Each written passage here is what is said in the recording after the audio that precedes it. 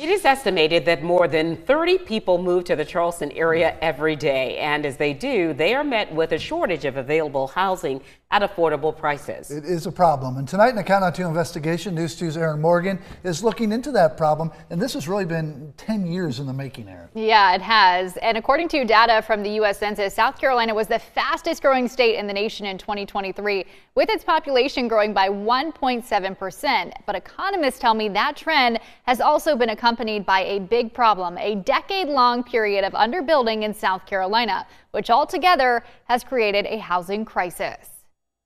Looking around the Lowcountry, it appears new construction is popping up every day. At the same time, on a daily basis, dozens of new people are moving to the area. We are seeing about 35 people moving to Charleston every day. But now the Lowcountry is struggling to keep up with the high demand for housing. Right now, we have a major gap between supply and demand, an imbalanced market. Dr. Joseph Von Nessen is a research economist at the University of South Carolina. He says it's a problem nationwide, and it's the result of a decade-long period of underbuilding.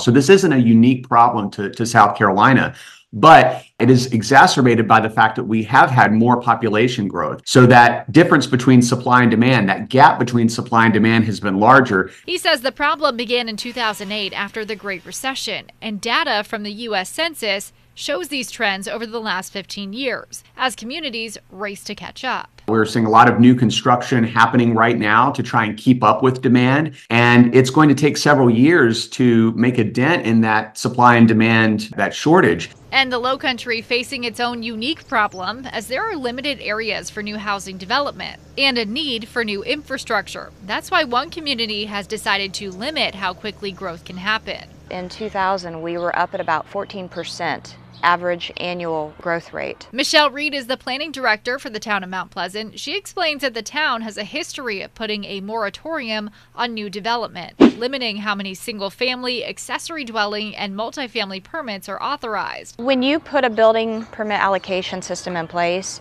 you have to justify it. They talked about the projected growth. They wanted to see how much they wanted it to slow down. They tied it to those infrastructure and transportation improvements. And Reed says it's been successful, decreasing the growth rate to about 2%. But when it comes to single-family homes, not all of the available permits get used, as the town is running out of land to develop. However, Reed says the building caps help protect the town's historic communities. You have developers coming in, wanting to develop those areas. And so I know for the town, it's really about protecting those areas. In turn, realtors say the lack of inventory is impacting the price of homes in the town. Last quarter, the average price for a home in South Mount Pleasant was $1.3 million.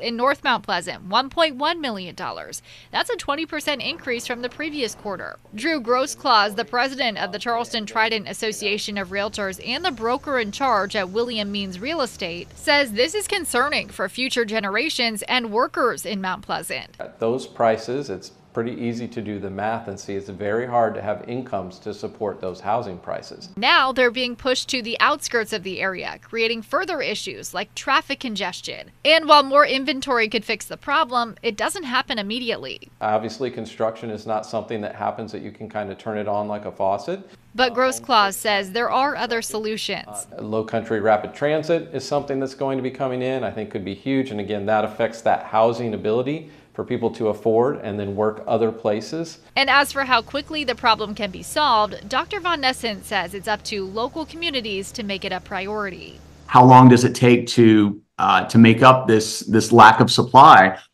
really depends on the local area that we're focused on.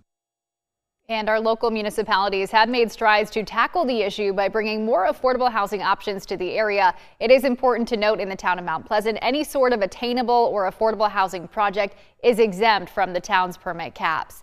In the studio, I'm Aaron Morgan. Count on 2.